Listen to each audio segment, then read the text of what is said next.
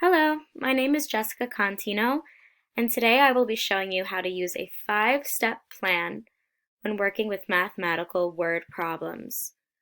For today's strategy, we will be referencing New York State Next Generation Math Learning Standard, Grade 5, Operations and Algebraic Thinking, Standard Number 1.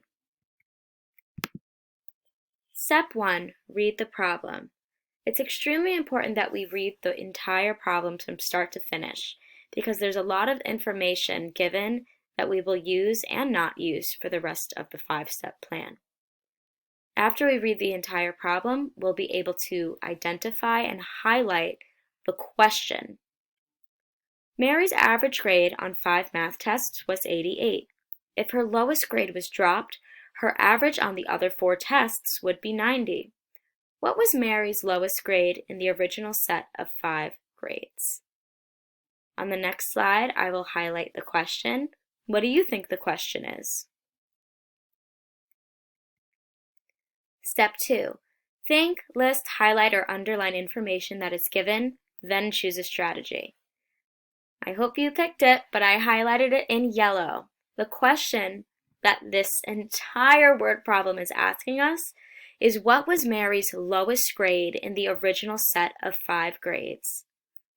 Now that I've identified the question, I can start identifying all the given important information that we will be using. I know that Mary has an average grade of an 88 for 5 test grades, and that if she drops her lowest grade, her average would be a 90. After I've decided all of my important given information, I get to choose a strategy. Based on the type of word problem, I think our strategy should be to write an equation. Which leads us to step 3, act and use the strategy. I wrote a few helpful hints in the reddish square on the right side of the screen. A few tips to remember: that the formula for the average of something you're trying to find is the sum of the addends over the number of addends. So in our case, the sum of the scores of Mary's test scores divided by the number of Mary's test scores. Another helpful hint I wrote to start getting our brains working is a 4-score average of 90 can be written as 90 plus 90 plus 90 plus 90 divided by 4 is equal to 90. If this is a little confusing, think of it this way. If I told you that for the last 5 tests, I got a 95 on every single test, what do you think my average would be? Would I have a 100 average if I scored 95s in every test? Would I have an 85 average if I scored 95s on every test? Now our task is to find an equation that includes a 5-score average using the 4-score average of 90 and a 5th-score average with an 88. Now let's get to our equation. As you'll see in the first line here next to my mouse, I have written 90 plus 90 plus 90 plus 90 plus x divided by 5 is equal to 88. Here you will see a 90 test score, 90, 90, 90 to account for the 4-score average of 90 that we know she has, plus a lowest 5th score written as x divided by 5 scores total to give us the 88 average we learned about in our word problem. After doing our simple addition, I have written 360 plus x divided by 5 is equal to 88. To get rid of the 5 in the denominator, I then need to multiply each side of the equation by 5, which will cancel out the left side. When I do 5 times 88, it equals 440. And then I need to get x by itself. So I subtract each side by 360 and get x equals 80, which is also known as the lowest score in her 5-score average. Step 4, prove it by working backwards or using a different strategy.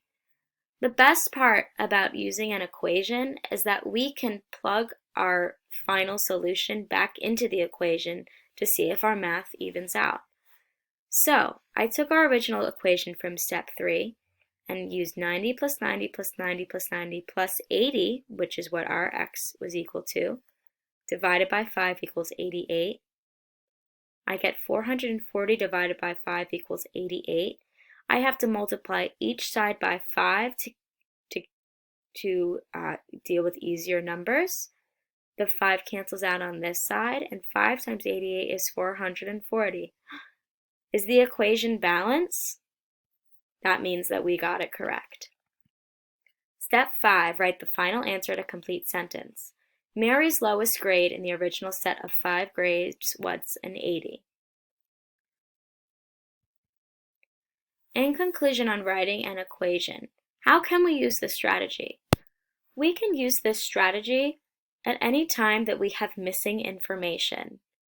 When we have missing information that's one piece of an entire word problem, we can call that X. Anytime this information is mathematical, it's usable. And why should we use this strategy? Writing an equation is a clean way to show your work, especially if you're using graph paper or lined loose leaf paper.